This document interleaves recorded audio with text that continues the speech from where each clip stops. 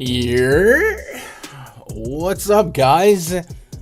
Fancy seeing you here. Welcome back. The 2022 NBA season is officially back. Last night was cool. A little taste of the coach speak okie dokes, the chalk bust, getting us primed for a big 12-game slate. Hopefully, before long, we start getting those wheelhouse 6-8 gamers, but it is what it is. What up, chat?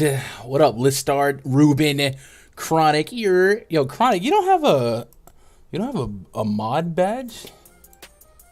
We have to change that. What up, Taylor, Justin, Sports, K Johnson, Dez, members of the body.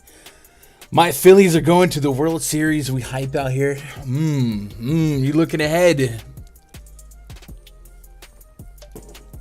I will say, if my team were to make it to the World Series, I would rather face the Phillies. But yeah, man, Philly. I used to live in Philly for a little bit, and whenever the Phillies are winning, man, it's cool to see the people happy. It's a good time to be a Philly sports fan. The Eagles are looking good, right? Phillies looking good is what it is. I got you with that mod badge. I don't know how you didn't have a mod badge already. What up, Tizzle? Shout out to you guys, man. We slowly creeping. So usually the first couple streams back, the way YouTube works is the longer that like a channel doesn't have, or the longer you don't engage with a channel's content, it kind of moves it to the back. You know what I'm saying? So a lot of alerts don't go out, and since it was the summer, and a lot of the NBA guys don't click on the baseball stuff. So hopefully, before long, we're back to our hundreds of viewers. Today, right now, it looks like it's just gonna be me.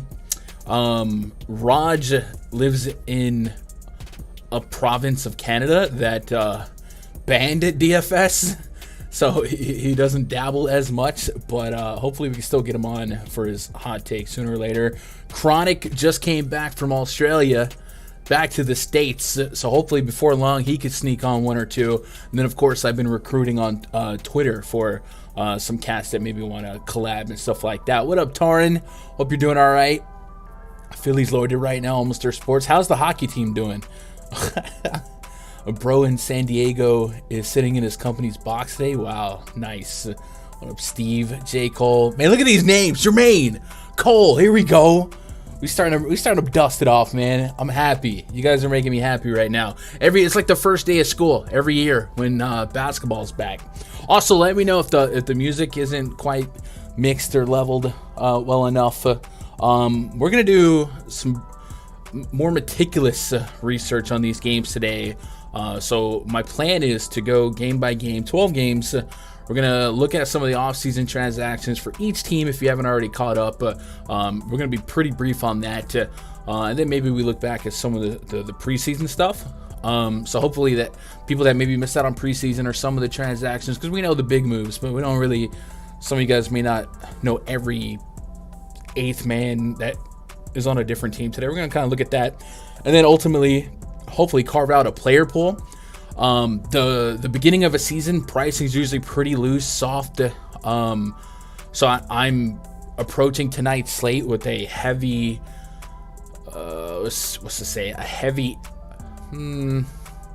a heavy priority for ceiling, right? Guys that can go bananas tonight. 12-game slate, probably could be a 400-point scoring tonight. So we'll see. There's already some chalk emerging. I saw that the San Antonio Spurs had 3 guys pushing 30+% on DraftKings. That game environment looks pretty solid, but on a 12-game slate, maybe there's a little reason to push back, be a little bit more contrarian, but admittedly so, the pricing on those guys are pretty broken. So we'll do some more research here. Will you be searching for player props? Yeah, Rose, I'm going to try to do it all. Hopefully as the weeks go by, I can kind of build out a little bit of a team here, and we'll have more like prop content, stuff like that. But right now, my intention here is to go game by game and hopefully flip from DK, FanDuel, prop, stuff like that. I wanted to do a little prop video this morning, but there wasn't a whole lot out. And there wasn't fantasy props. Fantasy props on PrizePicks are usually my favorite, but we definitely will. And if I miss something, like if I go game by game and I miss something that you're looking for, like whether it be a prop opinion or something like that, just drop it in chat. You guys know how we do it, man. We We're fully interactive. Yankees, baby, let's go. I was on Derek White from a good season. That went, man, I hate Celtic slates to begin with, but 2-game Celtic slate with a blowout on it. What are you going to do, right? Here for the props heavy tonight. Yeah, man, hopefully we come out with a bunch. What up, Ayo? What up, Joe Bad? Hope you're doing all right today. Hope I didn't miss nobody. What up, Tall? Yeah. Oh, man, it's good to have you guys back. Hey, man, help me out. You guys that are stumbling in here, hit that thumbs up. More engagement with the videos, the more YouTube will push it forward. And let's do a little bit of work. So, like we always do, let's go with the news update, right? Pop open Underdog Twitter. And the key news to watch as of 3 p.m. Eastern via Underdog_NBA. Make sure you're following them. Dylan Brooks, doubtful. Jalen Smith, questionable. Chris Boucher, doubtful. Kem Birch, doubtful. Maxi Kleber, questionable. And then earlier today, we found out Zach LaVine is going to miss a couple games, right? And then also Bruno Fernando might start over Şengün. So that's fun. The tanking for the tanking already begins, right? And I think that was all of the major news here. So if more news comes out, we'll address it as we go, right? Hoping for a game 1 dump tonight for the Yankees. Yeah, it would be. It's an uphill climb, man. Just a wonky schedule. Cy Young pitcher on the mound. So I would like to steal one. I'm not expecting Jameson Taillon to outduel Justin Verlander, but hey, baseball is different, right? All right, let's talk some games here, and then we'll do some plugs as we go here. But is the music good, y'all? Not too loud. A lot of text messages right now. Good to be back, man. It's good to see you guys back, man. I definitely missed y'all. All right, so let's do a little bit of research here. And then, yeah, if the music is too loud, too low, or if you guys as a group don't want the music, that's cool too. But I figure since it was just me, I don't want to be too monotonous with myself, talking to myself from the Department of Redundancy Department. W music, bad. First game on the docket tonight, Orlando Magic, Detroit Pistons. We got 217 total, 3-point spread in favor of the home team, Detroit Pistons. Projected starting 5 for the Magic. This is subject to change. Cole Anthony, Jalen Suggs, Franz Wagner, Paulo Banchero, Wendell Carter Jr. I guess the moving piece there could be, since Markelle Fultz is out in the preseason, we saw a couple of different starting lineups. So I guess Mo Bamba or Terrence Ross or even RJ Hampton starting. But right now, I'm just going to slide Jalen Suggs in the projected starting lineup and go from there. I can't imagine I'm going to be too enthralled with this game as it is. 12-game slate. These are two teams coming into this season with a low pace and a lot of not a ton of slate breaking upside. Now there are some guys in here that are worth putting in the player pool if you're trying to build out 150 max, but I'm thinking in 20 or less. I'm not too enthralled here, so I'm not going to sweat the starting lineup just yet, but hopefully we do get that news with plenty of time to react if we need to. Detroit projected starting 5: Cade Cunningham, Jaden Ivey, Sadiq Bey, Bojan Bogdanovic, Isaiah Stewart, Marvin Bagley notable out, Alec Burks notable out. If you guys are curious, like I said, I want to look at each team, get you guys caught up on the offseason moves, so we're all on the same page. For the Magic, they didn't do much. They lost Robin Lopez. They replaced him with Banchero. Caleb Houston, sure. They re-signed Mo Bamba, Bobo, Gary Harris, Admiral Schofield. So pretty quiet offseason for them. Detroit involved with a trade with the Utah Jazz that makes a little bit more noise, but not really. Luka Garza goes, Jeremy Grant goes, Frank Jackson, Saban Lee, Kelly Olynyk, and Jamorko Pickett. And then coming in, they have Bojan Bogdanovic, Alec Burks, Jaden Ivey, Kevin Knox, Nerlens Noel, re-sign Marvin Bagley. So a bunch of meh, right? I think looking at this game on the surface here, I'm getting a decent projection on DraftKings for Wendell Carter Jr. Like I said, I would like to know that he is the starting center. If Mo Bamba slides in or something like that, something weird happens like that, I'm not going to have as much trust. Center is really, really stacked tonight with a lot of guys underpriced. So I'm not going to go out of my way to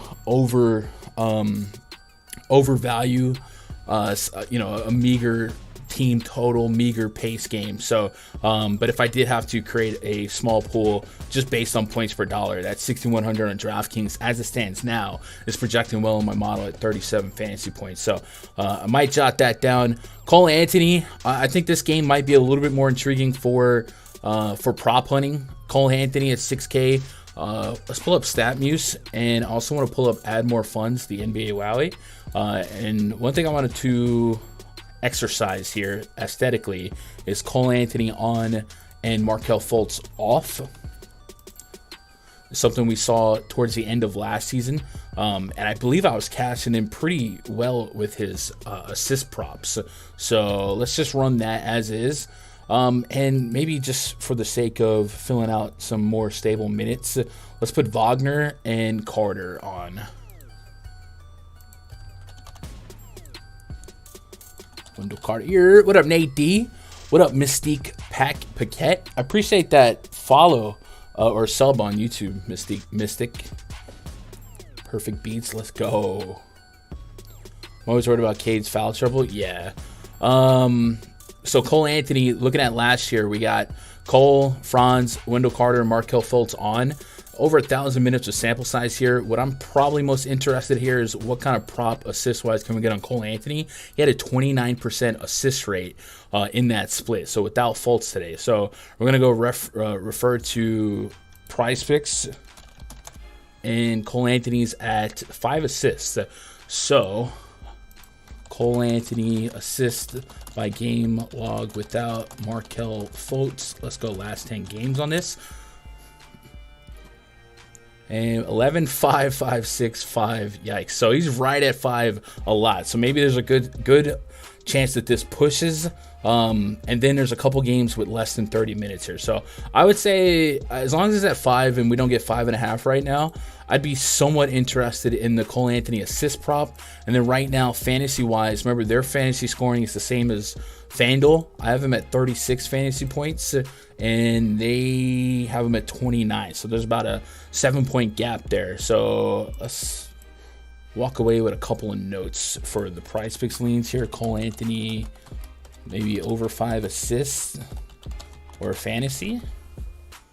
And then as far as DFS goes, like I said, I'm investing in ceiling tonight.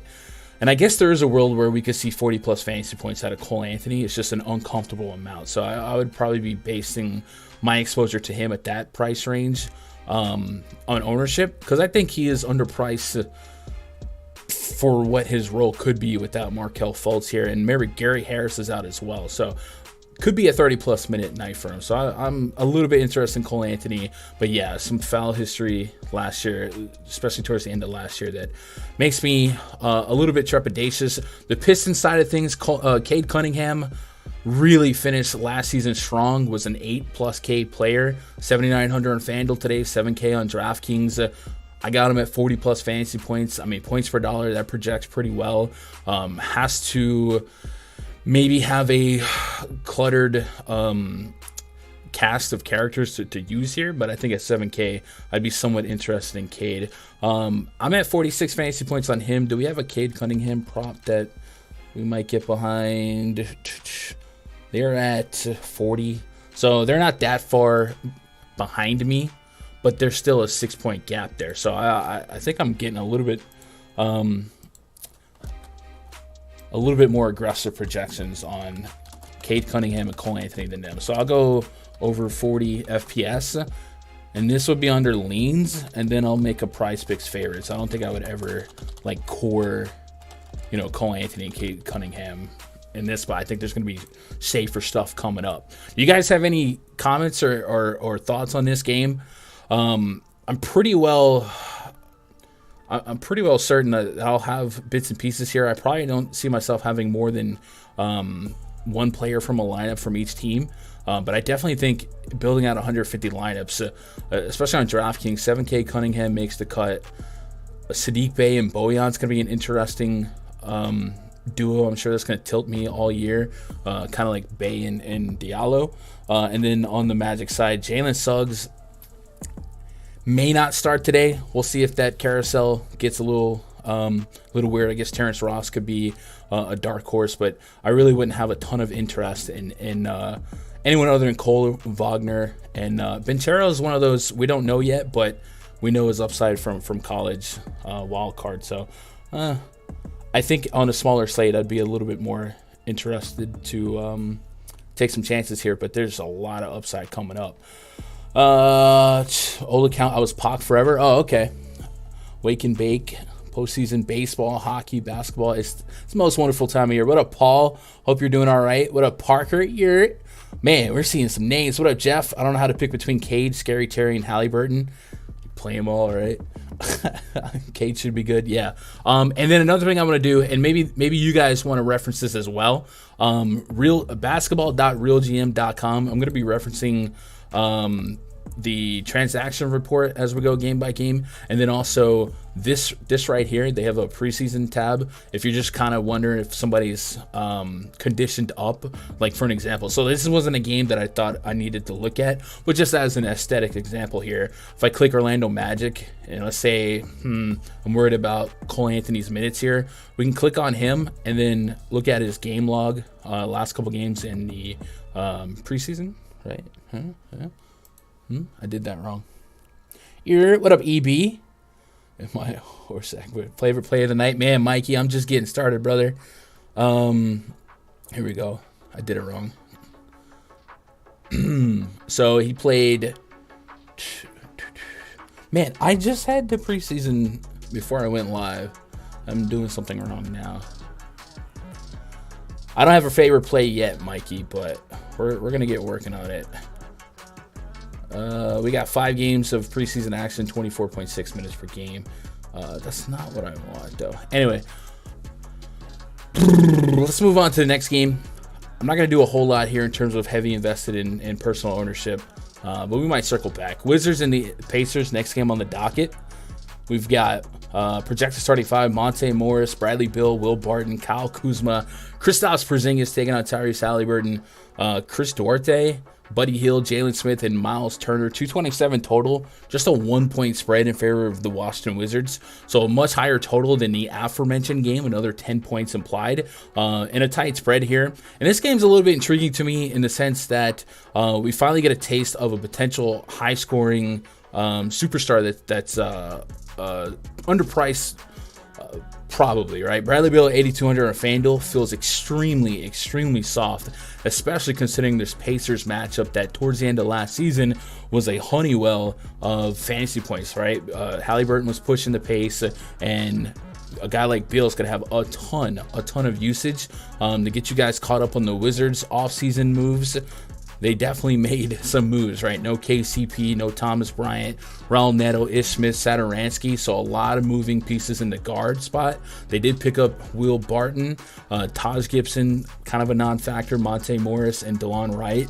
But Bradley Beal is the linchpin here that I'm most interested with, especially on FanDuel at 8,200. I just feel like that price is too low for a guy who legitimately has 50-plus fantasy point upside.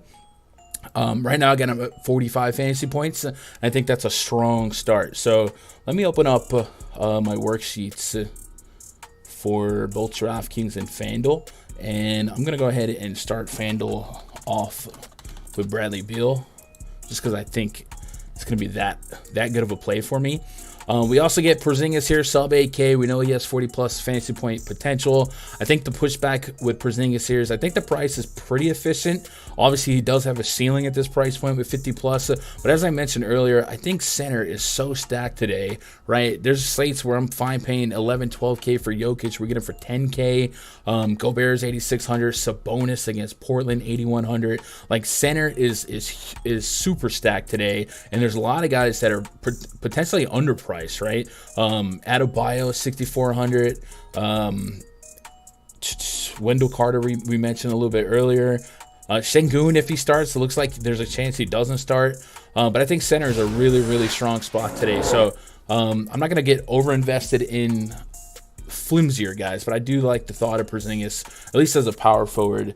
Justin, I appreciate that sub, man. Welcome to the channel. And then let's get caught up on the Pacer side as well. Most of their moves are stuff that happened in season last year. Wonder how DeJounte will play alongside Trey. They looked fine in the preseason. I think Trae Young, I don't know. I think they're both great facilitators. I just think Trae Young is going to have to, at points, just be fine being shooting guard, right? Play off the ball. Last season, Brogdon traded to, or in the offseason and last season, Brogdon moved to Boston. We saw that last night. Rubio gone, Lance Stevenson gone, TJ Warren wasn't a factor last year, Dwayne Washington, and then coming in, we've got James Johnson, Nectat, and then the 6th overall pick, Benedict Mathurin, drafted. Aaron Nesmith picked up. Just a bunch of transactions. Daniel Tice from Boston. Jalen Smith re-signed. For the injury report on the Pacers, it should be noted that Jalen Smith is questionable, and that begins a carousel of potential upside, something we saw towards the end of last season. Bing bong. Aqua Tacos super chatted $9.99. Damn, look at that sexy face. Honeywell should be our safe word. Honeywell? Oh, man. Appreciate that. 999, dog. I appreciate that. Yo, look at chat. Chat is filling up, man. 80 plus. Man. Y'all are going to make me blush, man. I'm happy. What up, Quinn? I don't know if I missed you. See what says no Ivy? I mean, he might. If you think I should revisit him, maybe I need to. 12-game slate, right? There's going to be guys falling through the cracks. What up, Kiefer? So on Osmo, liked your analysis. Man, I appreciate that, Mikey. Speaking of Osmo or Stochastic, I believe tomorrow, myself and Terry, we're going to do a little bit of No House Advantage content. So if you guys haven't played on that site, they got a pretty cool deal over there. And if you're looking for maybe a little bit of just ideas, we're going to toss them around tomorrow. So look out for that. There'll be plenty of times when DeJounte's on the court. Yeah, 100%. What up, Paul? Be back soon. All right, cool. And then Pacer side. So Smith is the question mark here that we got to work with. Let me see what the latest update on Jalen was. Listed officially as questionable with right knee soreness. If he's rolled out, O'Shea Brissett could slide into the starting lineup. And you also might see guys like Isaiah Jackson and guys like that. Guys that Terry Taylor, right? We love Terry Taylor slates. Guys like that could become a really good value as long as the field doesn't overreact, because it is a little bit of volatile value. And like I said, the slate's already kind of coagulating in spots like the Spurs for high ownership, and that's kind of crazy considering there's 24 teams. So I would be interested in next man up, especially considering these prices. But like I said, if the ownership got too wild, I do think there's going to be multiple ways to skin a cat tonight. But not to bury the lead, I'm interested in Bradley Beal here. Beal has just insane usage potential here. I think it's going to be 30+% on average tonight. Getting good projections through and through for the Wizards. The Pacers defense last year ended up being one of the worst defenses in all of basketball. I don't want to refer to last year's metrics, but for teams that are pretty much the same, I think it's a safe starting point, right? You got to refer somewhere. And on the season last year, Indiana ended up having the 3rd worst defensive rating, which is a Honeywell of opportunity for a guy like Bradley Beal. Push back here, Halliburton. I love the thought of Tyrese Halliburton leading the team in minutes again. 34 minutes I put him down for. That's giving me right around 40 fantasy points. I think what we're looking for with Halliburton in the prop streets is probably going to be assist as well. Big assist guy, and we saw some big assist games from him last year. They have him at 9 assists, so that's a hefty starting point. Did we get up a 0.5 double-double? We did not, but we do have 37 fantasy points. Now, that's not that far from my projection, so it's probably not something I'm going to go crazy with. But I guess the prop board is probably too efficient for me to be too enthralled at 9.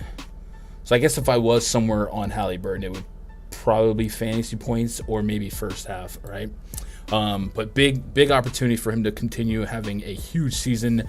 Miles Turner, if Jalen Smith is out, $6K, 30+. He's one of those guys that I don't often expect 40-50. Porzingis and Miles Turner in the paint, two guys that we've seen become foul prone in the past because they go for blocks, right? 2.8 blocks per game for Miles Turner last year, 1.6 per game for Porzingis. A lot of times blocks turns into fouls there. So on a smaller slate, I'm interested. On this slate, probably not, just because I need that ceiling. But let's watch the news on Smith, and then big potential value here off the bench from Mathurin. But I'm just only going to jot down Bradley Beal for now and circle back later. Kuzma's pretty cheap as well. Who do you guys think the Wizards are going to be this year? You think they're going to be anything? Do you think they sneak into the playoffs? It's one of those, like, I would play this team on NBA 2K, but I don't know that that's going to be a problem in the league. But I do think this game environment is going to be positive. What up, Trill Will? EB says Murray and Trey will be fine. They played summer leagues together with Colin all season. Yeah, I think they'll be all right. Yeah, I think they'll be fine. Get ready for those fire taco takes. Let's go. What up, Michael Richardson? What up, Crispy? What up, Ant? Wouldn't be shocked the Pacers looked worse this year for tanking purposes. Yeah, they're too good to tank, though. Like, this team is obviously not something I would project to be a problem in the playoffs. But they're too good for me to think they're the worst team in basketball. And the tanking is kind of for a certain somebody, right? Where's Josh? Josh is no longer affiliated with the channel. Do you mind checking Gordon Hayward? Is he at 27.5? No LaMelo. Yeah, I'll look at it. We'll get there. We'll get to that game analysis here in a bit. Next, I have him at 34.8. So they have him at 27. So that's a 7-point difference. I wouldn't mind looking that way. I think my interest can be a little bit more in Terry Rozier, but we'll get there. Oh, that's not the next game. I don't know why I thought it. Man, there's a lot of games we got to cover. A lot. All right. Let's tie a bow or tie a knot on this one. What up, T Spaz? Hope you're doing all right. They need a prop bet for who the next Charlotte Hornets player will be to get arrested. It's bad. They're like the Oakland Raiders, right? All right, did I miss anybody? No, I think we're good. I think I would get to a little Halliburton, especially on DraftKings. The double-double bonus is very much likely with his assist potential. The FanDuel side of things, if I felt like his minutes would be closer to 40 like the end of last year, I don't know that we're going to get to that level of minutary yet on opening night, but probably sooner than later, right? And they're as healthy as they're ever going to be. And towards the end of last season, remember, Pacers were extremely banged up. So I think at AK on FanDuel, it's not as great of a deal as it is on DraftKings with the double-double bonuses, you know? Don't talk about the rate. My bad. Let me make it. Rockets at the Hawks. Here we go. 234.5 total. 10-point spread in favor of the Atlanta Hawks. Projected starting five for the Rockets: Kevin Porter Jr., Jalen Green, Eric Gordon, Jabari Smith, and Alperen Sengun. Taking on Trae Young, Dejounte Murray, DeAndre Hunter, John Collins, and Clint Capella. Big time spread here, but two teams last year really bad on defense. We'll refer to that team metrics chart again. Houston was the worst team defensively per 100 possessions, and Atlanta not that far behind, bottom 5. So theoretically, not a ton of differences here. We'll look at the offseason transactions and stuff like that. The more notable and interesting side is for Atlanta. Atlanta moved on from Gorgie Zhang, Gallinari, Kevin Huerter, Kevin Knox, TLC, Lou Will, DeLon Wright, and they acquired, most notably, Dejounte Murray, and then extended DeAndre Hunter. So Murray is an immediate impact player to put alongside Trae Young. And then on the Rocket side, they traded Christian Wood. They also waived John Wall, moved on from Dennis Schroeder, and then incoming Boban Marjanovic, re-signed Bruno Fernando, Kevin Porter Jr., Jayshawn Tate, and earlier today, Underdog tweeted out an interesting blurb from The Athletic, which I clicked on.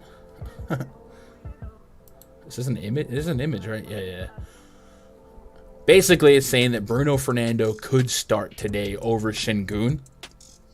So Both Fernando and Şengün have taken reps with the first team in practice. So if you're ready and excited to play Şengün, just know that there's a chance that he's not going to start tonight. With that being one of the games in the 7:30 slot, hopefully we have that information early enough to make a decision. I think on FanDuel it's 6,900. That's not a decision we have to force, but obviously on DraftKings 5,600, if we saw 25, even 25 minutes, if we thought it was off the bench, may be enough to roster him, because we know he can be a point per minute monster. But yeah, just something you should be aware of. Let's go pull up the Wowie for the Houston Rockets, and we probably want to get some numbers for Kevin Porter Jr. on the court without Christian Wood. What's up, Dylan? What up, Sean? What up, Justin? What up, Eric? Arizona Drama. What's up, buddy? How about them Padres? How about them? All right, who else we want to put on the court here just to get some more stabilization? Jalen Green, Eric Gordon. Let's just put Jalen Green, because there's a lot of Eric Gordon missing games last year. So we're not going to take these numbers as gospel, but it's a starting point, right? Oh, no, I put Gordon. I meant to put Jalen Green. Fernando, a flat 3K may be in play regardless. Yeah, I mean, if they're that high on him, I'll be honest. Last night and this morning when I was doing projections, it's not like I packed Fernando with a bunch of minutes. Again, I think if there's any position where I don't have to sweat Fernando's viability, it is center, especially since he's locked in as center only on DraftKings. I think if we get, the Jokic 60 bomb, the Sabonis 50, you know what I mean? If there's multiple 50s and 60s, even if Fernando dropped a 25 or something like that, yeah, points per dollar, that's nuts. But I think just the way the opportunity for lineup construction is going to fall, I think even if you got 25 out of Fernando, it's not something that we're going to have. Sure, it'd be nice to have if you have some high-end guards with ceiling games, like a Luka and stuff like that. But it's not something I'm going to over-sweat here. Early on, I don't want to get myself in a position to get beat by coaches too much.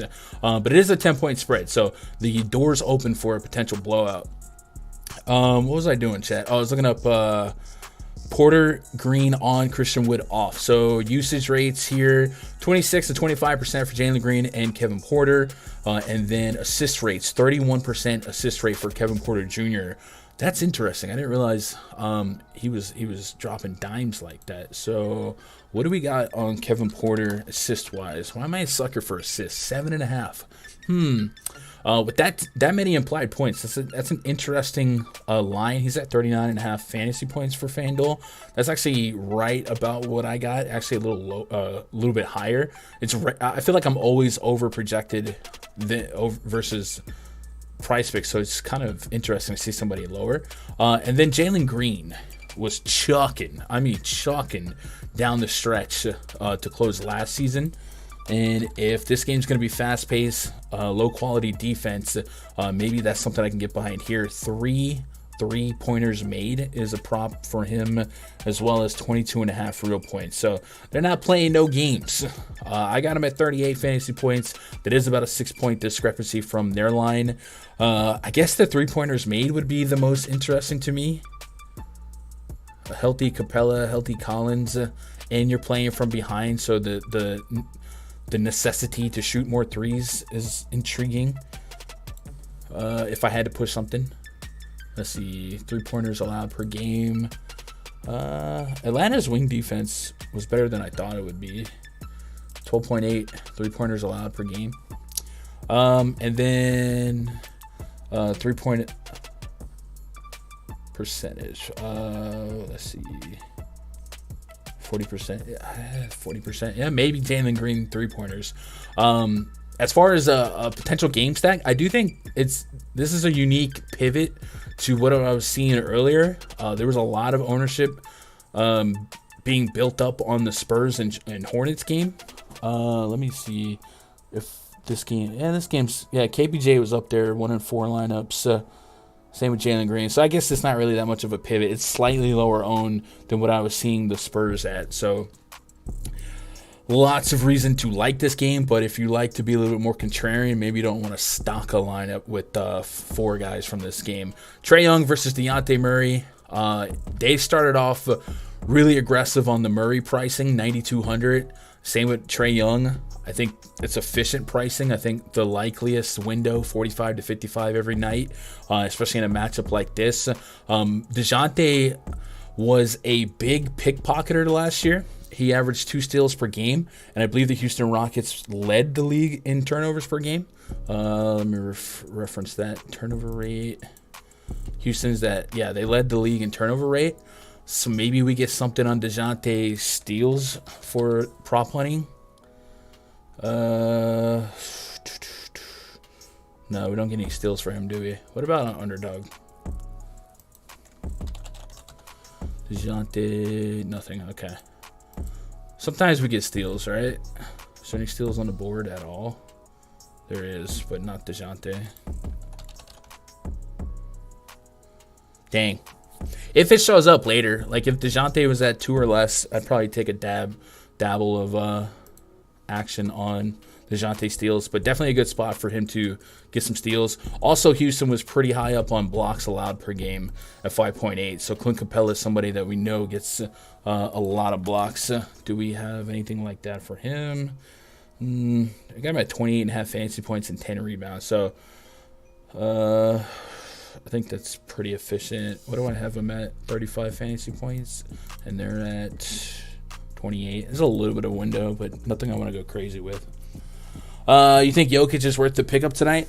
I think in the sense of if you think he's a top 5 scorer, there's going to be enough value this early in the season on a massive slate to make it fit, right? It's pretty easy to imply him for 50 fantasy points. So if you think anyone on the board that's 50 or more implied or even projected fantasy points, and Jokic I think early on was my top projected scorer at 57 on DraftKings, with Luka, Trae Young, guys like that right behind him. So I think he is worth it just because I think our opportunities to fit in a guy like Jokic, who one is probably going to go up in price as the season progresses, and two, there's never gonna be more value than there is tonight, theoretically, with the amount of guys that aren't appropriately priced, right? What up, TJ? What up, Aaron? Patrick Williams. I usually never play Patrick Williams, but we'll see. Trae Young has the 3rd highest point per game average in season openers amongst all. Jesus, Sean. Okay. I think they welcomed DeJounte Taylor big tonight. Yeah. I like J-Val at Brooklyn. So I'll say this. If we are interested in some Hawks exposure, but maybe worried about this 10-point gap for you guys hunting props, just a reminder, PrizePicks does give you the first half action. So guys like DeJounte, first half, 10.5 points, 18.5 PRA, 21.5 fantasy points. So that's right on the noggin. That's a little bit uncomfortable. Capella first half might be intriguing. Remember last year, Capella often didn't finish games, and we were targeting his first half. So Capella, let's go FTP by game log, first half, last 10 games. I think I might be on this Capella first half prop. So we'll say the last 7 games, he's given us 19 or more FanDuel fantasy points in the first half, which is PrizePicks fantasy points. He's at 14.5 against the Houston Rockets. So we'll jot that down, right? We'll put that as a lean, assuming that Capella starts. Clint Capella, let's go first half over, what was it, 14.5? I'm cool with that. Yeah, 14.5 first half. And then it also gives us the, we can stay away from if he gets benched in the fourth quarter, you know? Sabonis, Turner, or Pirtle? Probably Sabonis.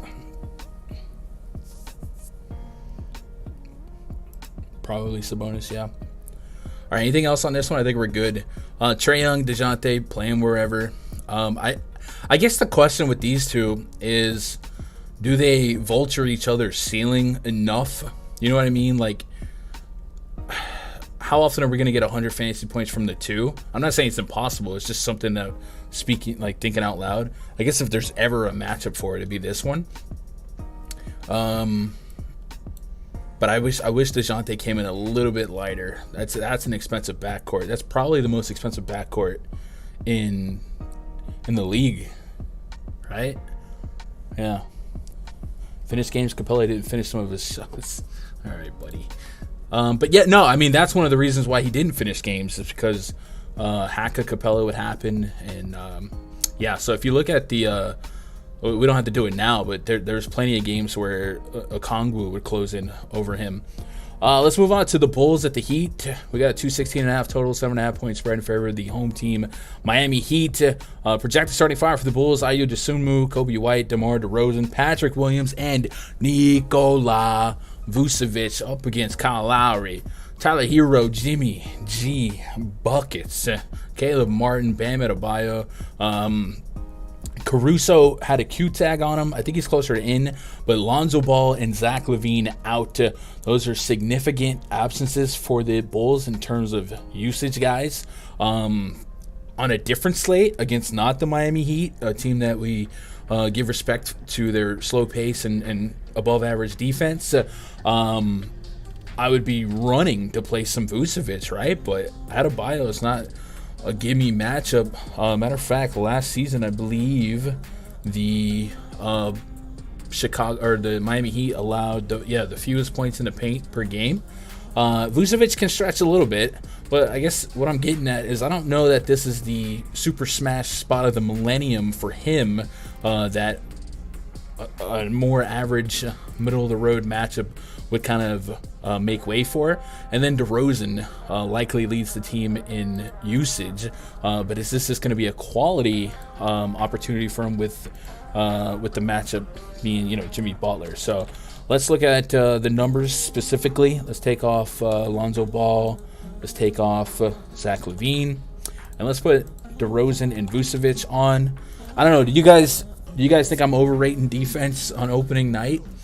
It's okay to have a different opinion. Last year, without LaVine and Ball on the court, DeRozan averaged almost 1.2 fantasy points per minute on DraftKings. Or excuse me, it is starting to normalize. 1.2 fantasy points per minute on DraftKings. And Vucevic right behind him. Usage-wise, DeRozan, 32% usage rate. I mean, that's incredible usage. It's just usage versus matchup. How much do you like DeRozan at this price? I'm still getting about a 40 fantasy point projection, and I think on this slate, I would want over 50 fantasy points to feel like I needed it, right? So I'm kind of on the fence. I think right now, if I had to lean one way to go on a 12-game slate, I'd probably be more out on DeRozan than in. In 150, I'm sure there's going to be some lineups where he falls, but I don't know that the matchups making way for me to have a great time. 7.5 point spread here for Miami as well. Tyler Hero looked really solid in the preseason. I think he was top 3, top 4 in points per game. So he's picking up right where he left off. Jimmy Butler on FanDuel, 8,400. I'm looking for 40 plus fantasy points. Those are the type of guys I'm always worried about minutes early in the season. But I don't have a real reason to be worried about it. Just from historical standpoint. And then Bam Adebayo on DraftKings, $6,400 is so cheap. And this is what I was saying earlier. There's going to be some 5-6K centers, and even we mentioned, if Bruno started, he looks like an incredible points per dollar value. But raw points are still going to matter to an extent on a 12-game slate. 6,400 Bam Adebayo coming in with almost over a 40 fantasy point projection for me. That's hard to get away from at that price. So I'm going to go to the DraftKings worksheet for me, and I'm going to introduce Bam Adebayo. There's a good chance I get him up to the tier 1 when I'm done, but I just think that price is such an egregious starting point for him, especially with you're saving out. It's a huge opportunity, right? What up, Mopar? Hope you're doing all right.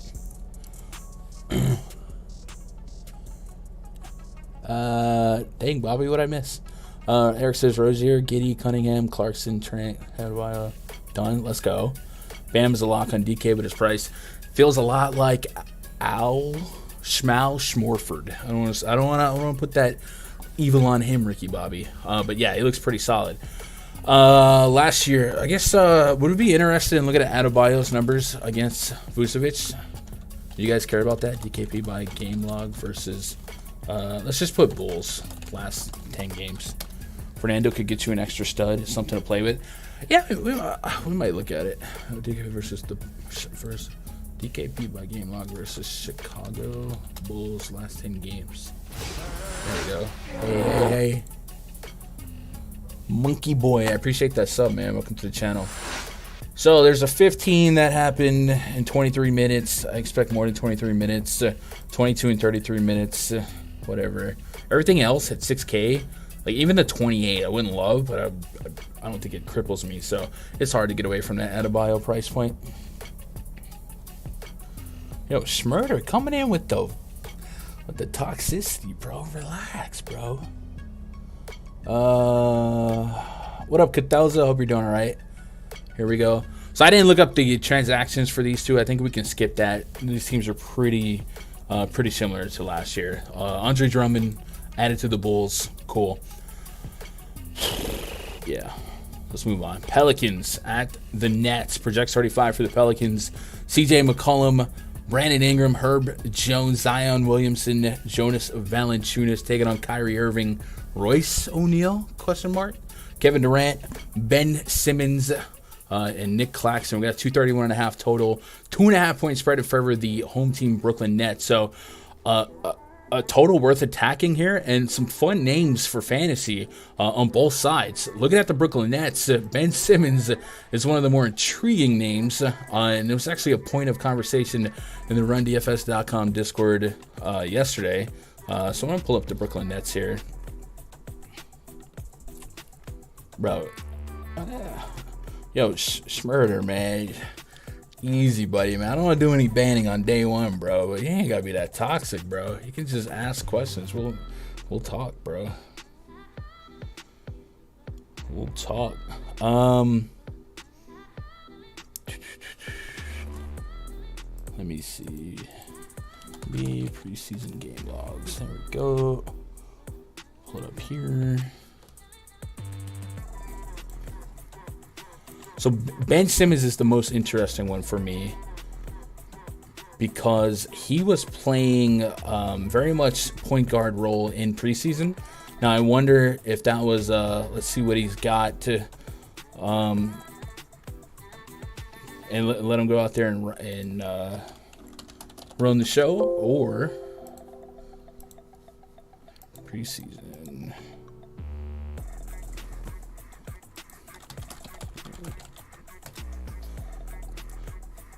What I remember wanting to know what his opening day assist prop would be. I feel like it's been all assist props for me today. So he was averaging 21 minutes per game in preseason with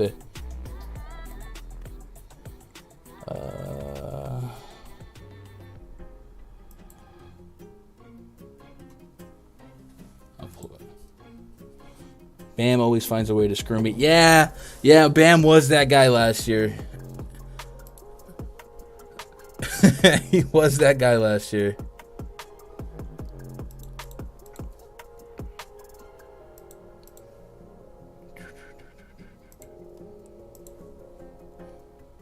Man is trash. I feel it. I feel the hate. I feel it.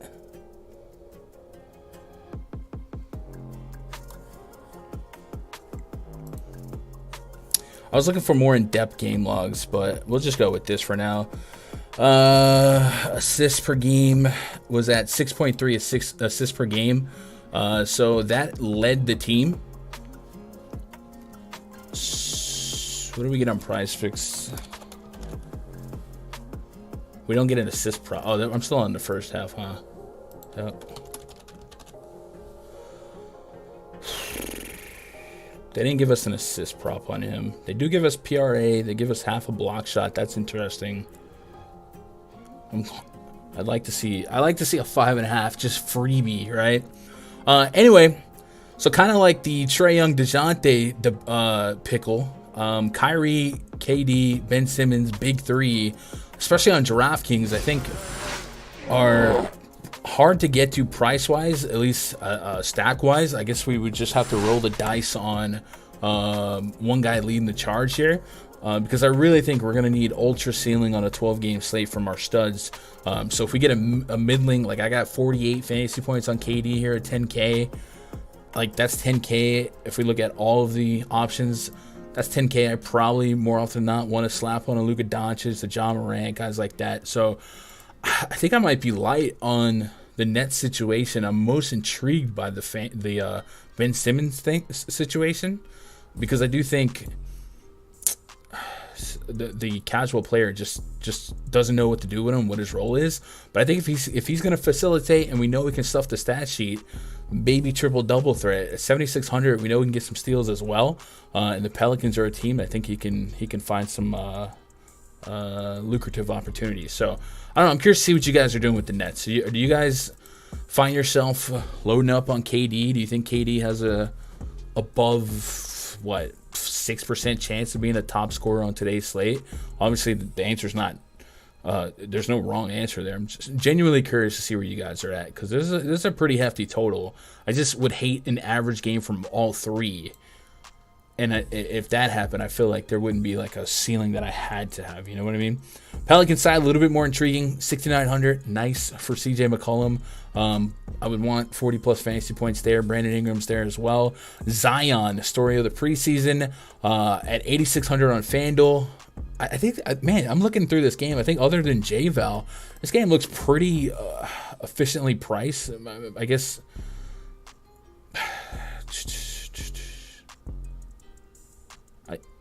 Right? I don't know. The J-Val lean, I get it. You guys have been on J-Val in chat. 6,500, certainly some upside there. I feel like I still lean out of bio just because J-Val maybe isn't top 2 in usage now. He's not even top 3. So it could be a fourth option, just get rebounds with Zion out there. Let's go look at preseason for...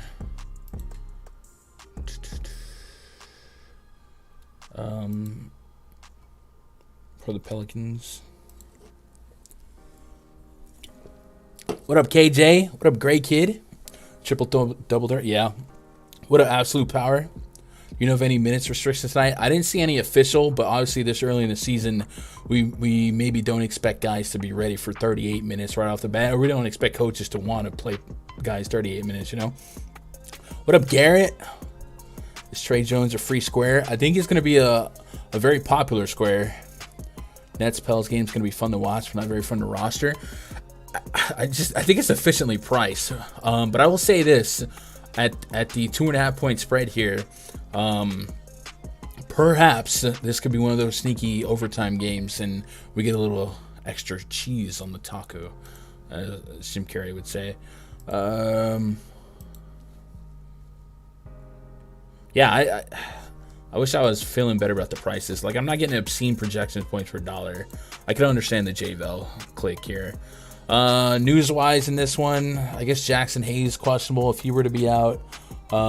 Maybe a more solidified minutes for J-Val. And J-Val's a guy that we know can get in foul trouble. What was his fouls per minute? Jonas Valanciunas fouls per minute. Last, I don't know, 50 games.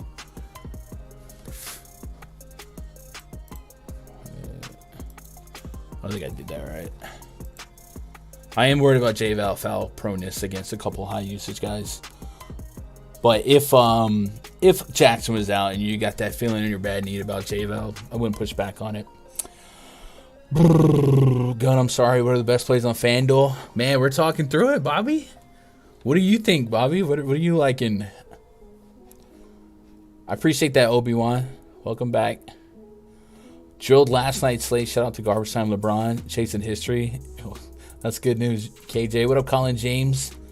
How chalky Bruno about to be? Man, if 3K Bruno's chalk, and I don't think he is, but like if they threw him out in the starting lineup and that got like 25% owned, like I said, I think center is a position where you can prioritize ceiling the 50 bombs, and I might sit that one out just because Houston has a knack for misinformation, and it's Bruno Fernando. So like I said earlier, at 3K, 25 fantasy points is going to look insane on the points per dollar, but I still think winning the position or guys that could lap him, double him, that might be my angle. But I haven't seen any aggressive or egregious ownership projections on him because I think we just don't know, you know. I didn't miss anything, right? Up over 200? No way. Really? 200 plus? Yo, I appreciate that. I was worried for a minute. When I went live and there was only like 10, 20, I was like, oh, it might take a minute to grind back. But, man, thank you guys for being back. All I ask you, hit that thumbs up. And if you're not subbed, hit that sub button. Much love. That's all love. And speaking of love, I got to show some love. It's one of our presenting sponsors, PrizePicks. We've been going through here game by game, trying to find some leans here. And these bigger slates can be intimidating for DFS because there's just so much chaos and variance that can happen. But it's usually a good spot to find some really good lines on the prop side of things. So if you haven't already, or if you're looking for something to maybe supplement your DFS, check out PrizePicks. If you sign up using code GUNDACKER, they will double your first deposit up to $100, which is a sweet deal. And then often they'll give you pretty nice promotional stuff every Tuesday, the Taco Tuesday, stuff like that. So check that out, man. Using my code, it's a good way to support the stream. And then if you are if you have Discord, and if you don't, you should, there's a link in the description below to our free Discord. You guys get back in there, man. Fire it back up. Start the conversation. I'm going to get the bot set up for the NBA news later today. I had a 2FA that I couldn't link it earlier. It was weird. And then for the channel members, I'll be posting the props that I'm attacking on PrizePicks over in the free Discord. So the free Discord looks something like this. Let's get the screen share back up.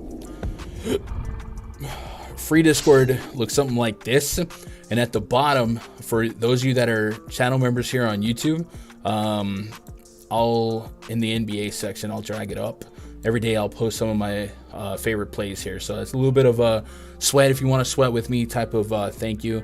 So yeah, check that out. Check out PrizePicks, man. A lot of fun. A lot of fun. Let's get caught back up on chat, man. And then hopefully as the season progresses, maybe even this week, we'll have some more rotating co-hosts and stuff like that. I did put out an APB on Twitter, and I'm always posting, around. If you guys know young content creators in the NBA space, or even, they don't even have to be young, any level. If you think they are good and you would like to see them opposite me for some conversation live, hit me up, hit them up, let them know I'm looking. Been at it for, that was my alarm for yesterday to wake up for the Yankee game. You take this love. What up, Paul? How do you feel about Cam Johnson on FanDuel with no Jay Crowder? That's one of those mad plays for me. Like, I don't know that it becomes a priority at any level just because of how many options are out there. And I'm looking for super cyan ceiling. But certainly could be a stocking stuffer on a turbo or a late slate, right? What else am I missing, man? The chat is just booming today. I cannot tell you how much I appreciate this. Here. What up, Hater Onzo? Any bomb detector for the baseball for today? I didn't do one today. It's the playoffs is usually not that noisy for bomb detectors. Any insights for betting? I just do prop betting, Antony. I have a moral dilemma where I know sports betting content is like a good market that I think I could do well in, but I can't really sports bet in Texas. So I don't want to be that guy that promotes picks, that I'm not invested in. So I won't unless I move. And I've explored a couple options on moving, but I probably don't. Thought you and Raj and Josh worked well together. Raj might make some appearances. I don't think we'll be seeing Josh. Who knows, though? Gunn, could you look at my lineup just up a little? Cade, Cunningham, Trey, Terry, DeJounte, Bay, Oubre, Şengün, Kelly O, and Sabonis. That's a GPP lineup. I don't see any gaping holes, but I guess if Şengün didn't start, I would be less enthralled by him, Chris, Chris is my boy. I like Chris a lot. I don't know that. We'll see. I'll hit him up. But hopefully we get Raj. So the deal with Raj lives in one of those Canadian provinces that banned DFS. So it's kind of the moral dilemma, right? Or I want to get him on just because he's fun to talk to, but can't really put a lot of skin in the game unless he leaves the province, registers, and then comes back, right? Let's move on to the Cavs and the Raptors. What about Noah? Noah's my boy. Me and Noah has been overdue for a collab. I'll have to hit him up. I don't know if he's still grinding DFS as hard as he is props, but that would be a good collab. I like Noah. Darius Garland, Donovan Mitchell, Karis LeVert, Evan Mobley, Jared Allen taking on Fred VanVleet, Gary Trent Jr., OG Anunoby, Scotty Barnes, Pascal Siakam, 215.5 total, 2.5 point spread in favor of the home team, Toronto Raptors. So last year, these are two of the slowest paced teams in all of basketball, right? A couple of changes that are noteworthy, and we'll look into those. But Cleveland was bottom 5 in pace, and Toronto also bottom 5 in pace. So if they picked up where they left off last year, wouldn't expect a lot of implied possessions. However, there is a good opportunity to isolate some concentrated usage, right? Let's look at the offseason recap for the Cavs. Lost Moses Brown, Ed Davis, Brandon Goodwin, Larry Markkinen, Rajon Rondo, and Colin Sexton involved in a trade for Donovan Mitchell. They also picked up Robin Lopez, Isaiah Mobley, Raul Neto, and Ricky Rubio. Re-signed Darius Garland. So Donovan Mitchell, big splash for them here, working with Darius Garland. So we do got a couple fun, expensive backcourts. Why do I keep doing that? This one's a little bit less expensive than the Trae Young DeJounte one, but it's interesting nonetheless. I'm getting solid 40-ish fantasy point projections on both of them. I think the Darius Garland assist line is something I'm intrigued with. Garland was showing a big assist opportunity, or big assist numbers last year. It's at 7.5. If they play slower, methodical basketball here, I guess I could be somewhat interested in. But this is probably a game I don't get too enthralled with, just because of the defenses and teams involved. But let's go look at the Cavs preseason.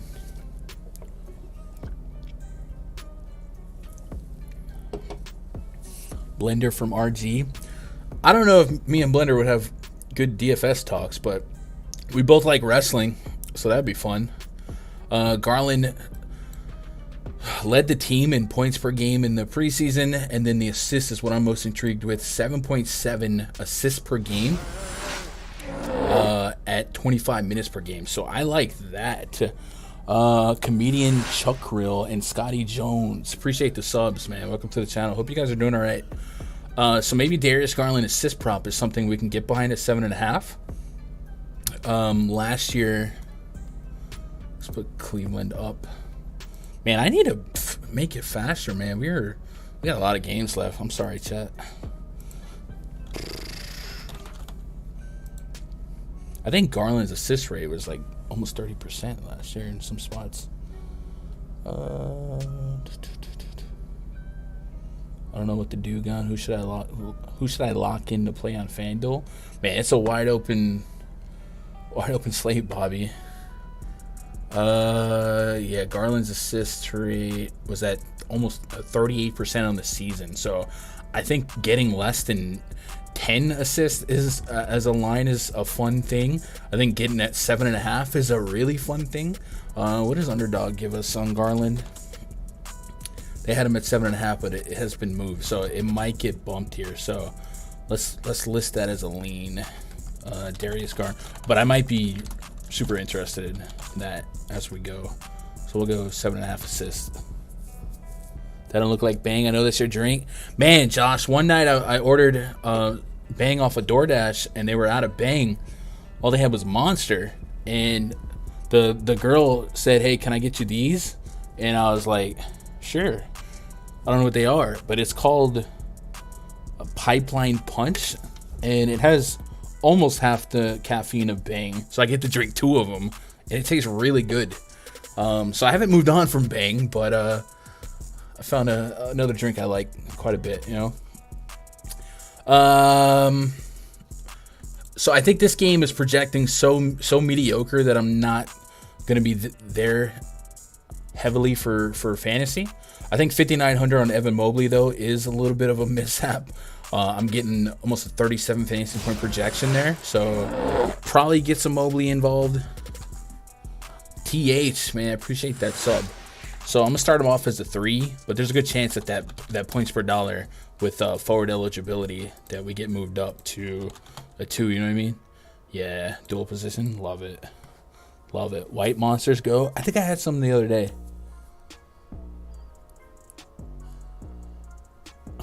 Yo, Bobby. Yo. There's Raj. Yo, I can't tell if Bobby's trolling or not, dude. If he's not, I feel bad. If he's not, I feel like you shouldn't play and wait for a smaller, more manageable slate. What's up, Dexter? I hope you're doing all right.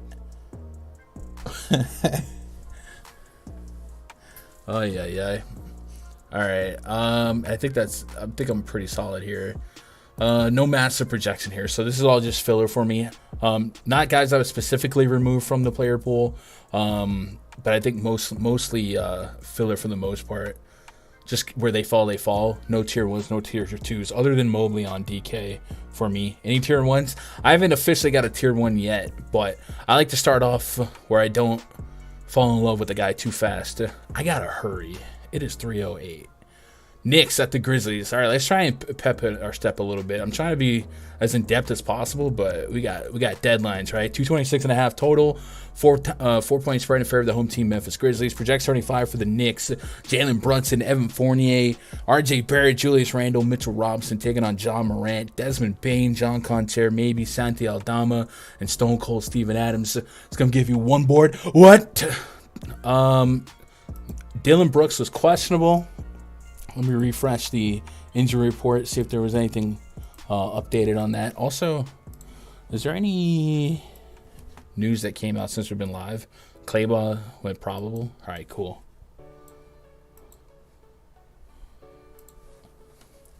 Bobby just playing us. I don't want the head-to-head. I don't really do head-to-heads. I'm a GPP player. I probably should be doing cash, but... what was I looking at? Oh, Brooks. Dylan Brooks, doubtful with left thigh soreness. So doubtful. Let me change that designation in the spreadsheet. And that leaves us at John Morant without Dylan Brooks. And real quick, let's do a Memphis transaction tracker. So in the offseason, Kyle Anderson, DeAnthony Melton, Killian Tilly gone, and we have no Dylan Brooks tonight. They did pick up nobody. David Roddy, I saw in some spots, was getting decent minute projections, but for the most part, this should mean John Morant, Desmond Bane, tons and tons of minutes. And we get a 226 total, so it could be better, but it also could be worse. And it's at the grindhouse. So I'm a fan of this backcourt. I think John Morant is one of those spots where you got to have that 50 plus, and he is priced efficiently. But I think Desmond Bane is kind of a fun click here. So let's go to Memphis, and let's put Ja and Bane on the court together, and then Adams might be fun for some fantasy point props. There is no Jaren Jackson Jr. as well. Now, we do have Brandon Clark to deal with. I think he could be a fun value play. But Steven Adams was one of our favorite first half plays on PrizePicks last year. But putting this group on and then taking off Jaren Jackson Jr. and Dylan Brooks, and I guess Kyle Anderson. But Kyle Anderson was never really anything but a breathing body out there. What are we working with minute-wise?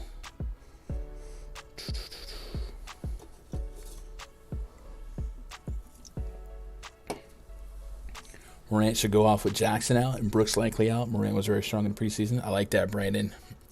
Not a ton of minutes with this combo, but just as a reference, tons of usage there for John Morant. Desmond Bane's high up there as well. And then Steven Adams, what was his rebound rate here? 15%, 12%. let's see. First half for Steven Adams. What can we get? That was like our favorite. 11.5? Bruh. Steven Adams over 11.5 FPS. Bruh.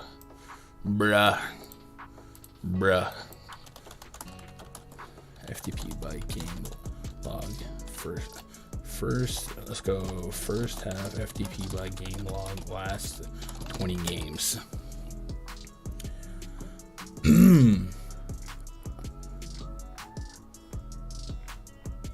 50. There's a lot of games where he's clearing 11.5. Only missed 11.5, I guess, twice in his last 15. Yeah, we'll be on some Steven Adams fantasy points first half overs, bruh. Classic Steven Adams. I'm not even talking about the full game either. I specifically want first half Steven Adams.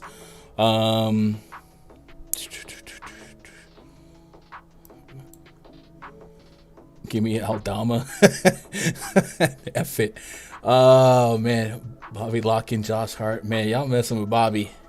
Poor Bobby. I'm in on John Morant exposure, Bane exposure. Adams for DFS, like I feel like I'm unremarkable, right? 30 fantasy points.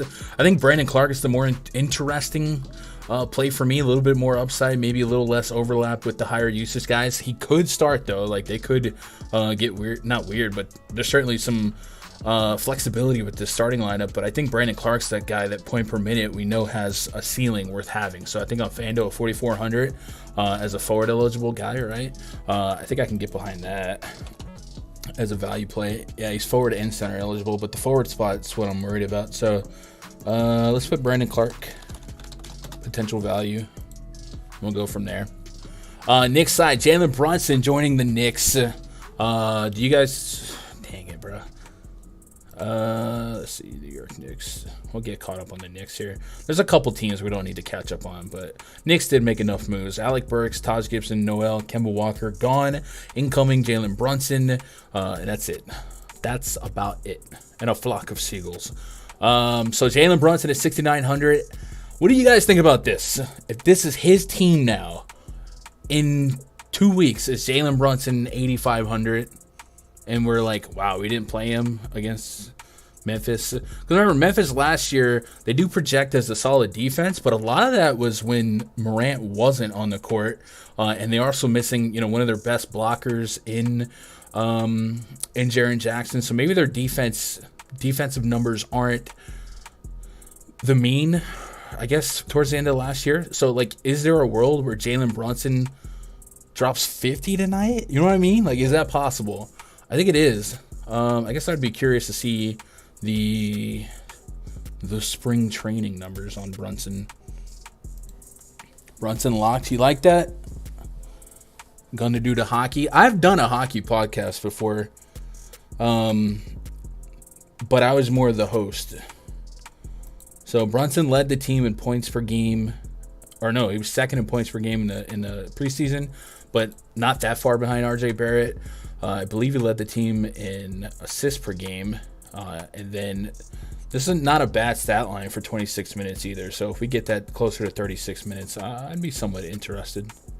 If Brooks is out, the helps Brunson. Brooks is a good wing defender. Yeah, no Brooks, no Jaren Jackson, no D'Anthony Melton. Like, there's some scrappers. I mean, Tyus Jones is a solid, scrappy guy, but Brunson's interesting. I just think the sentence that Brunson is 8.5K in a month's time is not impossible. So I do think there's an opportunity for value here, right? Because we saw some spike games for him in the past. I don't know. Let's go DKP by game log without Luka Doncic's last 10 games. Now, this isn't that fair because Barrett and Julius Randle count as high usage guys.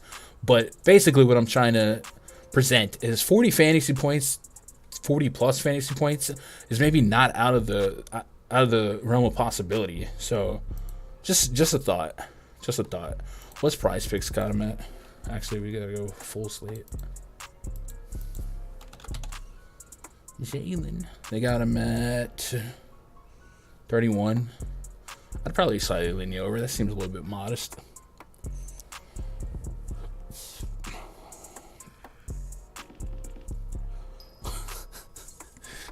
what's happening. All right. So give me some Ja, give me some Desmond. I like Adams prop. We'll take some Brunson. What about Julius Randle against not Jaren Jackson Jr., AK? 40-ish fantasy points was about where he lived last year, sharing the court with RJ Barrett, who took on an extended role minute-wise last year. I think Barrett's FanDuel price is probably too cheap, $6,500. I'm getting just about 6x return on that, so that's probably something I'll jot down in the FanDuel worksheet so I don't forget it. And then we'll go from there, because he did lead the team in points per game in the preseason, and that's not in the normal minute projections, right? That was like 24 minutes. Or, yeah, right. Let's see. RJ Barrett in 27 minutes per game, almost 20 points per game. So you add another 7 minutes on that. We get him at 21 points. I think the FanDuel price on RJ Barrett is too low, so we got to be invested in that. All right, let's get on to the next game. Thunder at the Timberwolves. This should be a quick game because we do got to make up some time. SGA, Josh Giddey, Lou Dort, Alexei Pokusevski, Jeremiah Robinson Earl taking on D'Angelo Russell, crossing over with Anthony Edwards, Jaden McDaniels, Karl Anthony Towns, the Big Cat, Ernie Ladd, and Rudy Gobert. 225s are total, 10.5 point spread in favor of the Minnesota Timberwolves. Last year, Timberwolves, one of the better offensive teams in the league per 100, and defensively added a really, really strong anchor, perhaps the best that money can buy in Rudy Gobert. That's going to push Cat out to play a little bit more of the stretch four, right? Now, I was saying this when the trade went down and people were going crazy about Cat being the 5. If you watch the games, Jared Vanderbilt, Naz Reid, like, it was kind of happening anyway. So I don't think it's a massive change. Obviously, it's a change, but I don't think it's as drastic as it was immediately or initially kind of built out to be, you know? So maybe don't overthink the fact that Gobert's there. With that said, at 9,800 on DraftKings, that's a stone's throw away from Nikola Jokic. 10-point spread. I'm probably leaning Jokic 10 out of 10 times. Maybe we'll say 9 out of 10 times. So there's that. The Thunder, probably, if I were going to get to somebody, 8,100 on SGA, sure, maybe. It's probably a team on a 12-gamer I'm staying away from because it's probably one of those tank watch teams and relatively clean sheet on the injury report. So you just never know. But Giddey and SGA are going to be the front end guys in terms of interest day to day. I guess 6K on Giddey, it might be worth a couple shots at if you're trying to fill out a portfolio of lineups. And then, yeah. Are you guys doing anything with D-Russ, Edwards, Gobert? I just feel like there's enough usage guys here where, one, they could vulture each other, or two, if they all had medium average games, not sure that one guy spikes out. And who's the most likely to spike out points per dollar?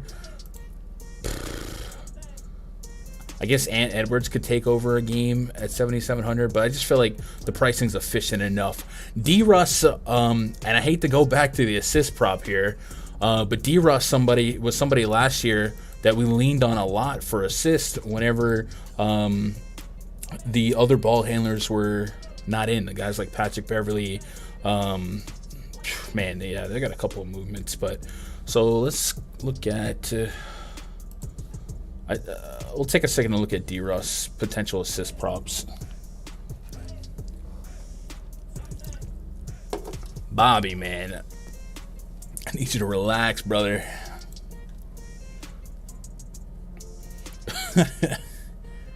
Yo, lazy, man. If you have to make a move, go for it. I wish there was a timeout button.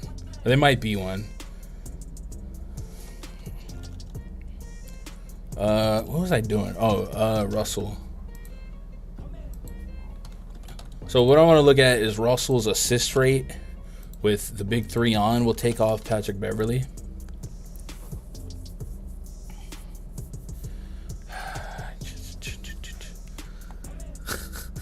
Yeah, you might go ahead and make that move. Oh, we load up. Where are we at on views and likes? 95. Man, we might break 100 likes. You guys trying to make that happen? That'd be lit. So D-Russ is at 30% assist rate in that split. And obviously, I don't think Gobert is going to impact that. So, Russ assists, 8. I think that's appropriate. I wish it was a little bit lower, like 7.5, but I'll take 8. But that's about all I'd be interested here. Let's move on. Give him a timeout earlier. Yeah, I mean, I don't like to ban people if they're not, like, toxic, but, man, Bobby has he's got some stuff going on. All right, move on to the game of the day. Spurs hosting the Hornets. Project 35 for the Hornets. Terry Rozier, Kelly Oubre, Gordon Hayward, P.J. Washington, Mason Plumlee taking on Trey Jones, Devin Vassell, Sochin, Keldon Johnson, and Jakob Poeltl. Am I not Poeltl enough for the Poeltl Club? 2-2-2, another 1-2 is our total, and a 1-point spread in favor of the home team, San Antonio Spurs. So if there was ever a game that you can afford a full game stack, it's this one, and that is not a secret.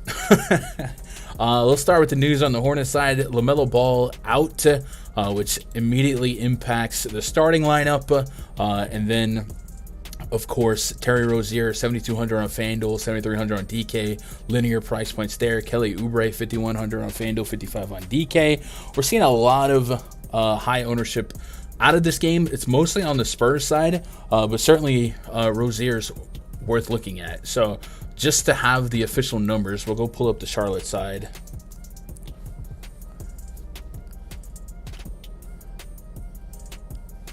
Yeah, this game. So just a general thought while we look up these numbers is it's a 12-game slate, and there's multiple guys in this game that at last glance were projected for over 30% ownership. Do with that as you may, right? We'll hopefully get tighter ownership as the day progresses. But that's kind of screaming at me, especially when it's a Greg Popovich team, right? That's kind of screaming at me to be a little contrarian. So I would say it's undeniable how good of a game environment this is and how bad the prices are. How can we still be there but be unique? Maybe we don't have too much overlap, right? 3 of the Spurs players were at over 30% ownership. Maybe we always make sure it's 2 of the 3 and not all of the 3. You know what I mean? Just thinking out loud. I'm not telling you what to do with your lineups, but just an outward thought. Terry Rozier without. Oh, you know what? Let's do a Hornets check to get caught up here. Can we get some of these games yesterday?